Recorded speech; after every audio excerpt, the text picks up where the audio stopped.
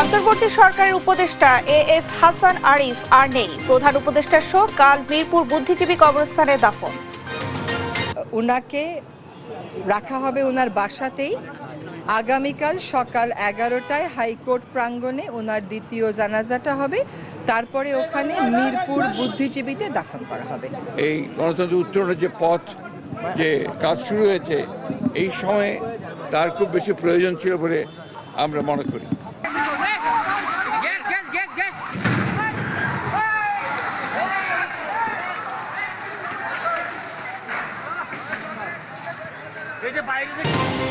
4 ঘন্টার চেষ্টায় নিয়ন্ত্রণে উত্তরায় রেস্তোরাঁর আগুন, আহত 7 জনকে জীবিত উদ্ধার।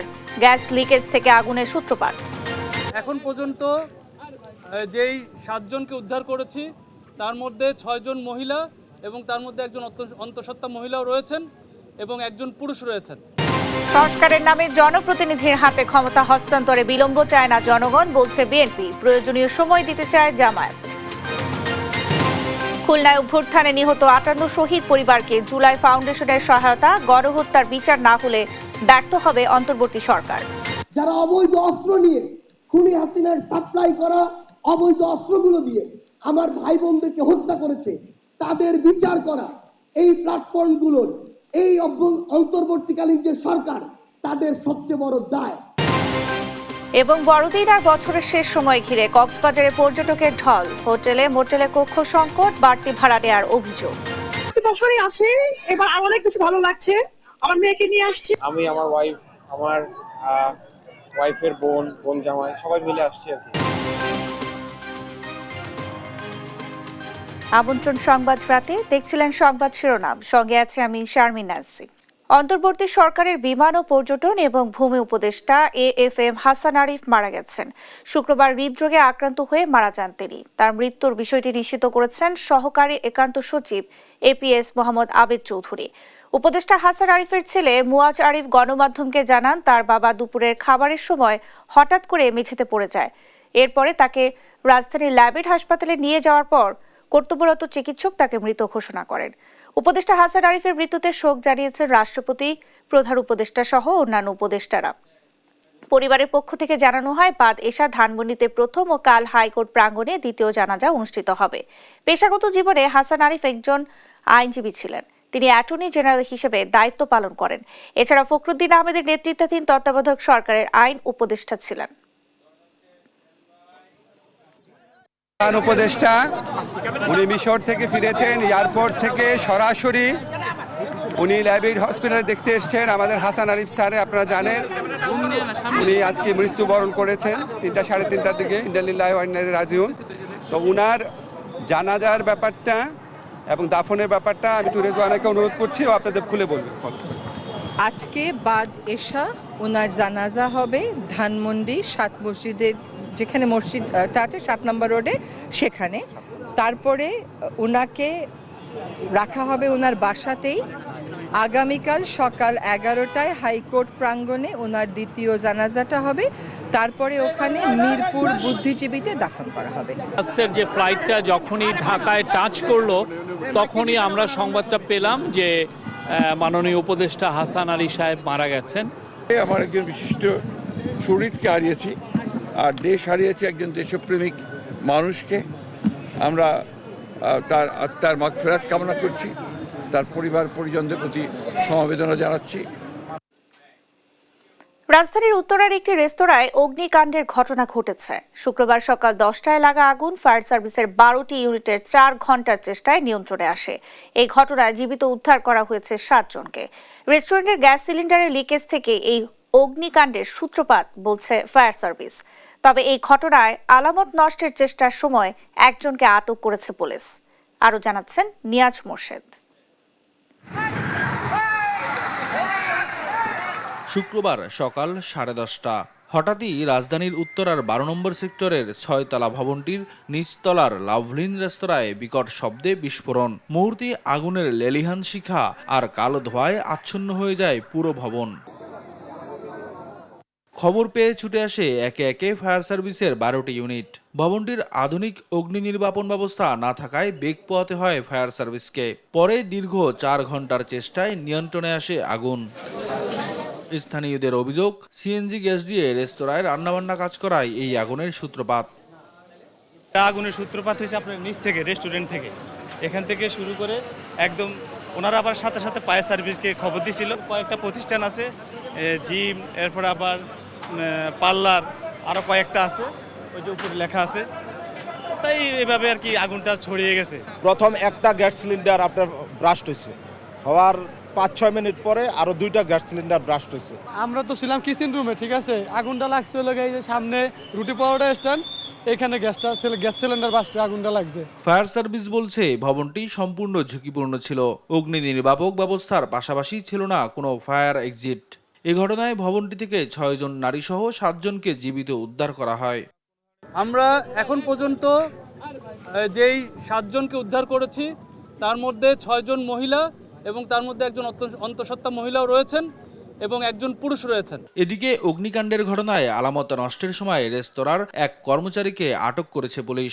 ভবন মালিক ও রেস্তোরাঁর মালিকের বিরুদ্ধে আইনগত ব্যবস্থা নেওয়ার কথা জানান পুলিশ। আমরা আলামত নষ্টের চেষ্টা করছিল, তাকে আটক করেছি এবং এ ব্যাপারে আমরা তদন্ত করে পরবর্তীতে আইনগত ব্যবস্থা গ্রহণ করব। ভবনের মালিক শুনেছি সাবেক এমপি সাহেবের আত্মীয়স্বজন। আমরা এ ব্যাপারেও আমরা অভিযান পরিচালনা করব। নিয়াজ মোর্শেদ, দেশ টিভি, ঢাকা। অন্তর্বর্তী সরকারকে মেপে চলার আহ্বান জানিয়েছেন বিএনপির সিনিয়র যুগ্ম মহাসচিব রুহুল কবির রিজভী। বলেছেন, কোনো ভুল হলে ইতিহাস ক্ষমা করবে না, বিপন্ন হবে দেশের স্বাধীনতা, সার্বভৌমত্ব।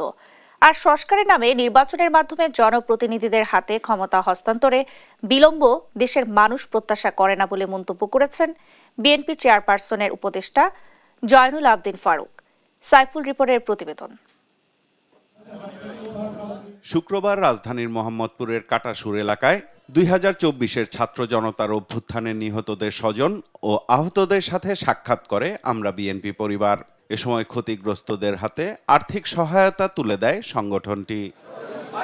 প্রধান অতিথির বক্তব্যে বিএনপির সিনিয়র যুগ্ম মহাসচিব রুহুল কবির রিজভী বলেন, 71, 75-এর 7 নভেম্বর, 90-এর গণ অভ্যুত্থান, 24-এর ছাত্র জনতার অভ্যুত্থান সহ দেশের সব অর্জনের গর্বের দাবিদার বিএনপি। এ দলের সাথে ছলচাতুরি করে কোনো লাভ হবে না। এই বিএনপিকে কখনো মাথা নোয়াতে পারবেন না। বিএনপির সাথে ছলচাতুরি করে কোনো লাভ হবে না। অন্তর্বর্তীকালীন সরকারকেও অত্যন্ত মেপে মেপে পা ফেলতে হবে। যদি ভুল হয় তাহলে কিন্তু ইতিহাস যেমন দেশের ভেতর থেকে ক্ষমা করবে না, বাইরের শত্রুরাও কিন্তু আমাদের কাউকেও ক্ষমা করবে না। এবং এই ক্ষমা না করতে গিয়ে আমাদের স্বাধীনতা বিপন্ন হবে, আমাদের সার্বভৌমত্ব বিপন্ন হবে, আমাদের দেশ হিসেবে টিকে থাকা বিপন্ন হবে। রিজভী বলেন, রাজনৈতিক দল গঠনের অধিকার সবার আছে, তবে রাষ্ট্রীয় পৃষ্ঠপোষকতায় কোনো রাজনৈতিক দল হলে গ্রহণযোগ্যতা হারাবে অন্তর্বর্তী সরকার। জাতীয় নাগরিক কমিটির এই নামে একটি রাজনৈতিক দল করা হচ্ছে, ঠিক ভালো কথা। রাজনৈতিক দল করার অধিকার সবার আছে, কিন্তু কেউ যদি গণতান্ত্রিক আন্দোলনের শেয়ার হোল্ডার হন, গণতন্ত্র যে একটি সমাজকে এগিয়ে নিয়ে যাওয়ার জন্য কিছু প্রত্যয় তৈরি করে, সেইটাকে শ্রদ্ধা করতে হবে। রাষ্ট্রের পৃষ্ঠপোষকতায় কোনো দলকে গঠন করার প্রক্রিয়া যদি হয়, তাহলে যে ক্রেডিবিলিটি এই সরকারের, সেই ক্রেডিবিলিটি কিন্তু নষ্ট হবে। এদিকে জাতীয় প্রেস ক্লাবে আয়োজিত এক আলোচনা সভায় অংশ নিয়ে অবিলম্বে নির্বাচনের রোডম্যাপ ঘোষণার দাবি করেন বিএনপি চেয়ারপারসনের উপদেষ্টা জয়নুল আবদিন ফারুক। অনুগ্রহ করে রোড ম্যাপ সুনির্দিষ্ট দিয়ে দেন, নির্বাচনের তারিখ ঘোষণা করে দেন। কে কি বললো ইত্যাদি কিচ্ছু আসে যায় না। জনপ্রতিনিধিরাই ঠিক করবে কোনটা পুরোপুরি সংস্কার হবে, কোনটা হবে না। সাইফুল রিপন, দেশ টিভি, ঢাকা। জুলাই আগস্টে হত্যায় জড়িতদের বিচার না করা গেলে অন্তর্বর্তী সরকার ব্যর্থ হবে বলে মন্তব্য করেছেন জুলাই শহীদ স্মৃতি ফাউন্ডেশনের সাধারণ সম্পাদক সার্জিস আলম। তিনি বলেন, জুলাই আগস্টে হত্যার সঙ্গে যারা জড়িত তাদের বিচার করা অন্তর্বর্তী সরকারের সবচেয়ে বড় দায়। শুক্রবার খুলনায় জুলাই অভ্যুত্থানে শহীদদের পরিবারকে আর্থিক সহায়তা প্রদান অনুষ্ঠানে তিনি এ কথা বলেন। এ সময় 58 শহীদ পরিবারকে আর্থিক সহায়তা দেওয়া হয়। সহকর্মী নূর ইসলাম রকির রিপোর্ট, জানাচ্ছেন আপন অপু। শুক্রবার সকালে খুলনা জেলা শিল্পকলা একাডেমিতে মিলিত হন জুলাই অভ্যুত্থানে শহীদদের পরিবারের সদস্যরা। এ সময় স্মৃতিচারণ করেন জুলাই আগস্টের শহীদদের। শহীদুর রহমান রানা, উনি আশুলিয়া ভাই পেলে গুলিবিদ্ধ হয়ে মারা গেছে 5ই আগস্ট। একসাথে খাবো, আমার ছেলে চলে গেল, যে আমি কিছুক্ষণ পর শুনতে পারি আমার ছেলে নেই। অনুষ্ঠানে ছাত্র জনতার আন্দোলনে 58 জন শহীদের পরিবারের হাতে আর্থিক অনুদানের চেক তুলে দেন জুলাই শহীদ স্মৃতি ফাউন্ডেশনের সাধারণ সম্পাদক সার্জিস আলম। তিনি বলেন, জুলাই আগস্টে হত্যার সঙ্গে যারা জড়িত তাদের বিচার করা অন্তর্বর্তী সরকারের দায়। বিচার করতে না পারলে ব্যর্থ হবে বর্তমান সরকার। যারা অবৈধ অস্ত্র নিয়ে খুনি হাসিনার সাপ্লাই করা অবৈধ অস্ত্রগুলো দিয়ে আমার ভাই বোনদেরকে হত্যা করেছে, তাদের বিচার করা এই প্ল্যাটফর্মগুলোর এই অন্তর্বর্তীকালীন যে সরকার, তাদের সবচেয়ে বড় দায়। যদি এটা তারা তাদের জায়গা থেকে করে যেতে না পারে, এটাই তাদের সীমাবদ্ধতার এবং ব্যর্থতার সবচেয়ে বড় প্যারামিটার হবে। বিভিন্ন মহল বক্তব্যের খণ্ডাংশ নিয়ে কোনো ঘটনাকে ভিন্নভাবে উপস্থাপন করে নোংরা রাজনীতি করার চেষ্টা করছে কিনা সেদিকেও খেয়াল রাখতে বলেন সার্জিস। এ সময় যে কোনো মূল্যে জুলাই অভ্যুত্থানের চেতনা ধরে রাখার ঘোষণা দেন তিনি। যে বিভিন্ন মহলের প্রোপাগান্ডা সেলগুলো বিভিন্ন বক্তব্যের খণ্ডন করে, বিভিন্ন অবস্থাকে ভিন্ন দিকে প্রভাবিত করে নোংরা রাজনীতি করার চেষ্টা করছে কিনা আমাদের এটিও খেয়াল রাখতে হবে। কবর থেকে শহীদদের লাশ উত্তোলন না করেই বিচার প্রক্রিয়া সম্পূর্ণ করার আহ্বান জানান ফাউন্ডেশনের প্রধান নির্বাহী মীর মাহবুবুর রহমান স্নিগ্ধ। আমরা আগেও বিভিন্ন হত্যা মামলার বিচার দেখেছি, যেখানে শহীদ যারা মৃত আছে তাদের লাশকে কবর থেকে উত্তোলন না করেই তাদের বিচার কার্যক্রম সম্পন্ন করা হয়েছে। সেই ক্ষেত্রে কেন এই শহীদ পরিবারদের এরকম অপমানিত করা হবে? তাদেরকে বলা হবে যে আমরা আগে আপনাদের সন্তানের লাশ উত্তোলন করব, তারপর তা কাটাচিটা করব, তারপর আমরা এই মামলার অগ্রগতি জানাবো আপনাদেরকে। এর আগে চট্টগ্রাম, সিলেট, রংপুর, রাজশাহী, বরিশাল সহ কয়েকটি বিভাগে শহীদদের পরিবারকে অর্থ সহায়তা দেয় জুলাই শহীদ স্মৃতি ফাউন্ডেশন। নিউজ ডেস্ক, দেশ টিভি। দেখছেন সংবাদ রাত। সংস্কার ছাড়া সুষ্ঠু নির্বাচন সম্ভব নয় বলে মন্তব্য করেছেন বাংলাদেশ জামায়াতে ইসলামী আমির ডাক্তার শফিকুর রহমান। শুক্রবার সকালে কেরানীগঞ্জে জামায়াতের ঢাকা জেলার কর্মী সম্মেলনে প্রধান অতিথির বক্তব্যে তিনি এই কথা বলেন। এছাড়া দিনব্যাপী বিভিন্ন স্থানে জামায়াতের কর্মী সম্মেলন অনুষ্ঠিত হয়। বিস্তারিত থাকছে প্রতিবেদনে। শুক্রবার সকালে কেরানীগঞ্জে হয় ঢাকা জেলা জামায়াতের কর্মী সম্মেলন। সম্মেলনে জামায়াতের আমির ডাক্তার শফিকুর রহমান বলেন, স্বৈরাচার সরকার দেশ থেকে পালিয়ে গেলেও দেশের মানুষ এখনো চাঁদাবাজি থেকে মুক্ত হয়নি। যারা স্বৈরাচারের অপকর্ম চালিয়ে যাচ্ছে তারা জাতির শত্রু। আমাদের সন্তানেরা রাস্তায় নেমেছিল চাঁদাবাজি বন্ধ করতে, দখলদারি বন্ধ করতে, জুলুম বন্ধ করতে। চাঁদাবাজি, দখলদারি এবং জুলুম কি বন্ধ হয়েছে?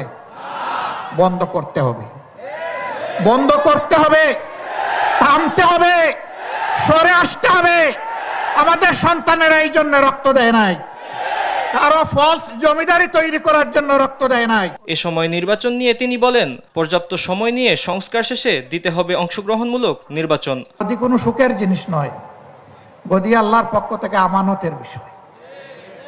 2 নম্বর হচ্ছে 17.5 বছরে যে জঞ্জাল সৃষ্টি হয়েছে, এই জঞ্জালের কতিপয় দিক এমন আছে যে এটা পরিচ্ছন্ন না করলে একটা সুষ্ঠু নির্বাচন কোনোভাবেই সম্ভব নয়। এদিকে তেজগাঁও থানা দক্ষিণের কর্মী সম্মেলনে কেন্দ্রীয় নির্বাহী পরিষদ সদস্য ও ঢাকা মহানগরী উত্তরের আমির মোহাম্মদ সেলিম উদ্দিন আগস্ট বিপ্লবীদের জাতীয় বীরের মর্যাদা দেওয়ার দাবি জানান। অন্যদিকে কাকরাইলের আইডিইবিতে পেশাজীবী বিভাগের সদস্য সম্মেলনে যোগ দিয়ে অন্তর্বর্তী সরকারের উদ্দেশ্যে মাওলানা রফিকুল ইসলাম খান বলেন, টেকসই সংস্কার নিশ্চিতে তাড়াহুড়ো নয়, নিতে হবে প্রয়োজনীয় সময়। নির্বাচনের জন্য যদি 1 মাস বেশিও লাগান, কিন্তু প্রয়োজনীয় সংস্কার শেষ করতে হবে এবং কি কি সংস্কার করবেন তাও বলতে হবে। ঘরে বক্তৃতা করলে হবে না এবং কোনটা কতদিনের মধ্যে করবেন তাও বলতে হবে জাতি। এছাড়া বিকেলে বনশ্রীতে রামপুরা থানা উত্তরের কর্মী সম্মেলন অনুষ্ঠিত হয়। ফাহিম ইউসুফ, দেশ টিভি, ঢাকা। আমাদের দেশে একটা প্রচলন আছে, বছরের প্রথমে একটা বাচ্চাদের জন্য একটা বড় অ্যামাউন্ট লাগে। ঠিক করলাম যে আমরা একটা ডিপিএস খুলি এবং বিকাশে এটা খোলার কারণ হচ্ছে কি, বেশি হ্যাজেল নাই, বাসায় বসেই সব করা যাচ্ছে।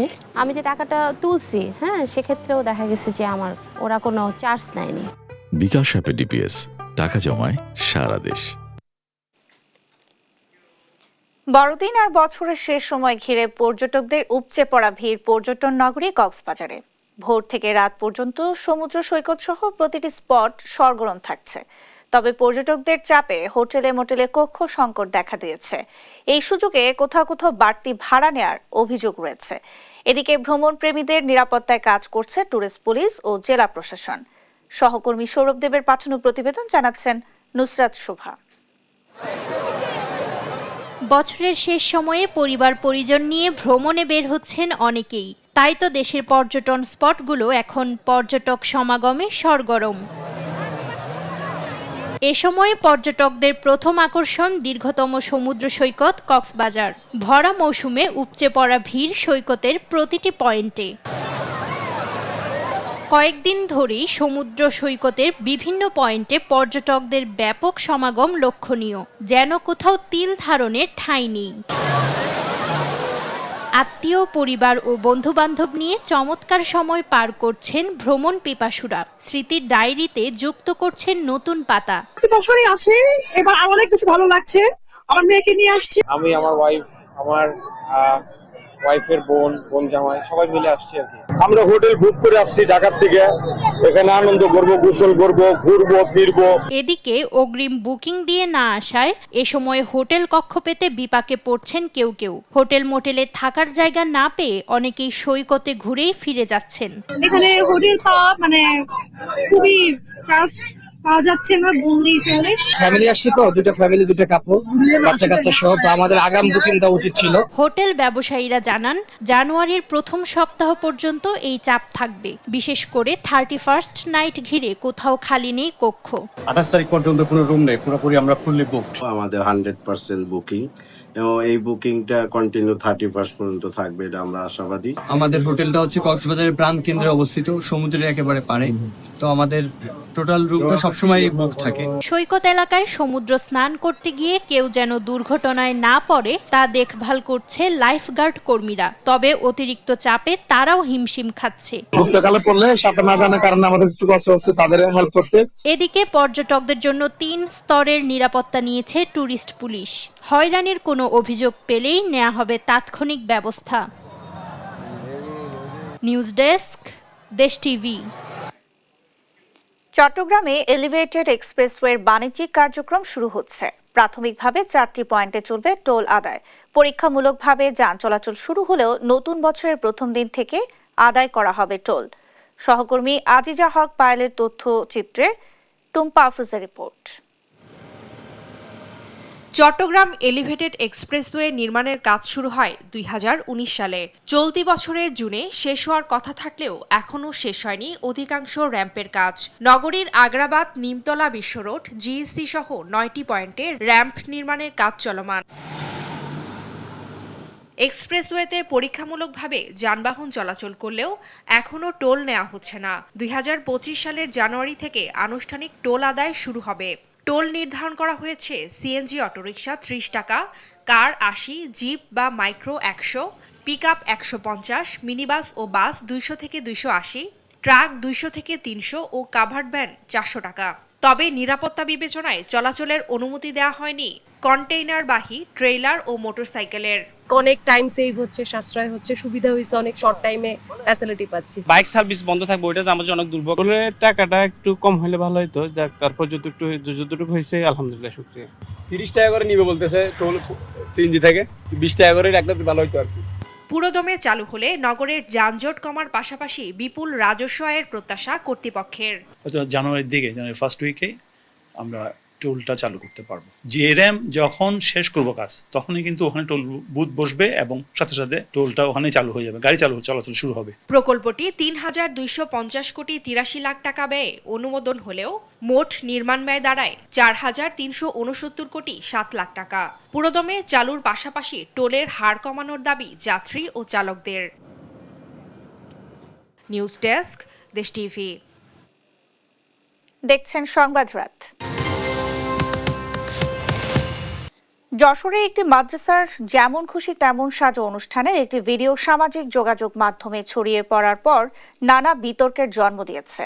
ভারতীয় মিডিয়াগুলি ওই ভিডিওটিকে জঙ্গি সভা বলে প্রচার করছে। তবে পুলিশ ও মাদ্রাসা কর্তৃপক্ষ বলছে এটি ফিলিস্তিন ইস্যু নিয়ে ছাত্রদের একটি প্রদর্শনী মাত্র। অস্ত্রগুলিও ককশিট দিয়ে তৈরি। সহকর্মী সালাউদ্দিন সাগরের তথ্যচিত্রে আরও জানাচ্ছেন অঙ্কন চৌধুরী। যশোর সদর উপজেলার রাজাহাট এলাকার যশোর জামিয়া মাদ্রাসার আজীবন সদস্য সম্মেলন ও বার্ষিক প্রতিযোগিতা ও পুরস্কার বিতরণী অনুষ্ঠান হয় 16 ও 17 ডিসেম্বর। 17 ডিসেম্বর যেমন খুশি তেমন সাজা অনুষ্ঠানের এক পর্বে 3 ছাত্র ফিলিস্তিনের হামাস যোদ্ধা সেজে বক্তৃতা প্রদান করে। পরবর্তীতে যা সামাজিক যোগাযোগ মাধ্যমে ভাইরাল হয়। এতে নানামুখী আলোচনা সমালোচনার পর মুখ খুলেছেন ছাত্ররা। আমরা ছেড়েছিলাম যে স্বাধীনতার মুক্তিকামী যে ফিলিস্তিন বা হামাস বাহিনীর একটা প্রতিচ্ছবি আর কি। আমরা ওই অনুষ্ঠানে ওই অংশটা চুজ করেছিলাম যে আমরা ফিলিস্তিনি স্বাধীনতাকামী সংগঠন হামাসের একটা মানে ওই ধরনের ড্রেস আপ চয়েস করে আমরা আর কি ফিলিস্তিনের সম্পর্কে বিশ্ববাসীকে কিছু জানাতে চাই। ছাত্রদের এই প্রদর্শনী সামাজিক যোগাযোগ মাধ্যমে ছড়িয়ে পড়লে স্থানীয়দের মাঝে আতঙ্ক ছড়িয়ে পড়ে। পরে পুলিশ মাদ্রাসা পরিদর্শন করে অস্ত্রসদৃশ খেলনা অস্ত্র দুটি উদ্ধার করে। পুলিশ নিশ্চিত করে এটি প্রকৃতপক্ষে অনুষ্ঠানেরই অংশ ছিল। এতে স্থানীয়দের মাঝে স্বস্তি ফিরে আসে। এটা দেখে চারিদিক থেকে শুধু ফোন আসছে যে একটা বিপজ্জনক একটা ব্যাপার হচ্ছে। তারপর পরে পড়ে দেখি যে এই ঘটনা বিষয়টা ধরেন এই মুসলমানের পরে যে অত্যাচার নির্যাতন হচ্ছে এটা প্রদর্শনী করেছে ওরা। মুসলমানের পরে যা হচ্ছে। হামাস যোদ্ধারূপে ছাত্রদের প্রদর্শনীর পরিকল্পনাটি আগে থেকে জানতেন না বলে দাবি করছেন মাদ্রাসার শিক্ষকরা। তবে ভবিষ্যতে এ সকল বিষয় আগে থেকে মনিটরিং করা হবে বলে জানায় প্রতিষ্ঠানটির শিক্ষা সচিব। যেমন করে তেমন সজাগতা প্রতিভা, ছাত্রদের কার কেমন প্রতিভা এটা দেখার জন্য একটা বিষয় ছিল। সেই আঙ্গিকে কিছু ছাত্ররা বর্তমান ইসরায়েল ফিলিস্তিনের উপর আক্রমণ করতেছে, তার প্রতিবাদ জানানোর জন্য তারা ওই আঙ্গিকে হারছে। এদিকে ভিডিওটি ভাইরাল হওয়ার পরপরই রাতে কোতোয়ালি মডেল থানা পুলিশের একাধিক টিম মাদ্রাসা পরিদর্শনে যান এবং ছাত্রদের ব্যবহৃত অস্ত্র সদৃশ্য বস্তু দুটি উদ্ধার করে হেফাজতে নেন। এ বিষয়ে কাউকে বিভ্রান্ত না হওয়ার অনুরোধ জানান জেলা পুলিশ। ভিডিওটি সামাজিক যোগাযোগ মাধ্যমে ছড়িয়ে পড়লে আমাদের জেলা পুলিশের সাইবার প্যাট্রোলিং টিমের নজরে আসে। পরবর্তীতে ওই মাদ্রাসায় পুলিশ যেয়ে সরেজমিনে এই অস্ত্র সদৃশ্য দুটি বস্তু উদ্ধার করে। উদ্দেশ্য যাই হোক, দেশের বর্তমান পরিস্থিতি বিবেচনায় এমন একটি প্রদর্শনী সমীচীন হয়েছে বলে মনে করেন বিশিষ্টজনেরা। ভবিষ্যতে এসব বিষয়ে মাদ্রাসা কর্তৃপক্ষকে সতর্ক থাকার আহ্বান তাদের। নিউজ ডেস্ক, দেশ টিভি। কাজ না করে এই প্রকল্পের 50 কোটি টাকা আত্মসাতের অভিযোগ উঠেছে কুষ্টিয়া বিএডিসি কর্মকর্তাদের বিরুদ্ধে। 2020-21 অর্থ বছরে কৃষি উন্নয়নে 3 জেলায় ক্রস ড্যাম ও ক্যাটেল ক্রসিং নির্মাণ বাবদ 50 কোটি টাকা ব্যয় দেখানো হলেও বেশিরভাগেরই নেই কোনো অস্তিত্ব। প্রকল্পের নামে রাষ্ট্রের কোটি কোটি টাকা লোপাট হলেও ভুগছেন কৃষকরা। ইরফান রানার ক্যামেরায় নাহিদ হাসান তিতাসের 2 পর্বের ধারাবাহিকের শেষ পর্ব আজ। 2020-21 অর্থ বছরে মুজিবনগর সেচ উন্নয়ন প্রকল্পের আওতায় কুষ্টিয়া, মেহেরপুর ও চুয়াডাঙ্গা জেলায় 368টি ছোট বড় কৃষি অবকাঠামো নির্মাণ বাবদ কুষ্টিয়া বিএডিসি অফিস ব্যয় দেখিয়েছে 50 কোটি টাকা। এর মধ্যে 14টি ক্রস ড্যামে 5 কোটি 60 লাখ টাকা, 97টি ফুট ব্রিজ বাবদ 24 কোটি 25 লাখ টাকা ও 257টি ক্যাটেল ক্রসিং বাবদ ব্যয় দেখানো হয়েছে 19 কোটি 27 লাখ টাকা। যদিও এসব কাজের কোনো অস্তিত্বই মেলেনি মাঠ পর্যায়ে। মাঠের ভিতরে কোনো স্ল্যাব বা কোনো ড্রেন ওরা করে দেয় না, আমরা নিজেরাই করে নিই, আমরা মানে পানি টানি নিজেরাই নিই। এই টাকাগুলো হয়তো ওরা অফিসাররা মেরে খাচ্ছে। যার যার জমিতে তারা নিজেরাই ড্রেন করে নেয় এবং এখানে সিলাফের কোনো সুব্যবস্থা নাই, পানি নেওয়া একটু সমস্যা হয়। আমরা তো চাইছি যে একটা বছর হয়ে গেল, ড্রেনটা এই ডিপটা যদি তাড়াতাড়ি হয় তাহলে মাসে আবাদ করা হয়তো আমাদের সুবিধা। 3 জেলার কৃষি অবকাঠামো উন্নয়নে 50 কোটি টাকার ব্যয় হয়েছে শুধু কাগজে কলমেই। হরিলুট করা হয়েছে বাস্তবায়নের নামে এসব প্রকল্পের কোটি কোটি টাকা। কৃষকরা বলছেন তাদের উন্নয়নের প্রকল্পের টাকা আত্মসাৎ করেছে বিএডিসির কর্মকর্তারা। তাই এসব অনিয়মের সাথে জড়িতদের বিরুদ্ধে ব্যবস্থা চাই তারা। ফুট ব্রিজ কই? ব্রিজ থাকলে তো দেখতেলেন এখানে ব্রিজ আছে, এই জায়গাটায় কোনো তাই নাই। না স্ল্যাব নাই, স্ল্যাবও নাই। এগুলো আমরা মারি খাই, মারি ছাড়া তো আর এগুলো তো আমার দেয় না। যে কৃষকরা পায় তাও তো পায় না, এখন অফিসাররা এগুলোই মারি খায়। এই যে সরকারের কোটি কোটি টাকা ব্যয়বহুল খরচ, তারা তো আর আসেও না আর খোঁজও নেয় না। তারা এই প্রকল্পে দুর্নীতি করেছে, তাদের আমরা শাস্তির আওতায় আনার জন্য সরকারের কাছে বিশেষ অনুরোধ করছি। তবে প্রকল্পে অনিয়মের বিষয়টি অস্বীকার করে বিএডিসির নির্বাহী প্রকৌশলী বলছেন একটি মহল অনৈতিক সুবিধা পাওয়ার জন্যই করছেন এ ধরনের অভিযোগ। এগুলা আসলে অভিযোগ সত্য নয়, বুঝছেন। আমাদের ধরেন আমাদের যে কাজগুলা ধরা ছিল, হ্যাঁ, যে কাজগুলা ই করা হয়েছে সবই করা হয়েছে। এখন মনে করেন যে একটা মহল আপনার মানে স্বার্থের জন্য এগুলা আর কি করে বেড়ায় আর কি। মুজিবনগর সেচ উন্নয়ন প্রকল্পের আওতায় 2023-24 অর্থ বছরে ফুটব্রিজ ও ক্যাটেল কোচিং করাই ব্যয় দেখানো হয়েছে 40 কোটি টাকা। যদিও মাঠ চিত্রে সিংহভাগেরই নেই কোনো অস্তিত্ব, কাজ হয়েছে শুধুমাত্র কাগজে কলমেই। নাহিদ হাসান তিতাস, দেশ টিভি, কুষ্টিয়া। এই ছিল এখনকার সংবাদ রাত। পরের বুলেটিন দেখার আমন্ত্রণ রইল। ধন্যবাদ সবাইকে।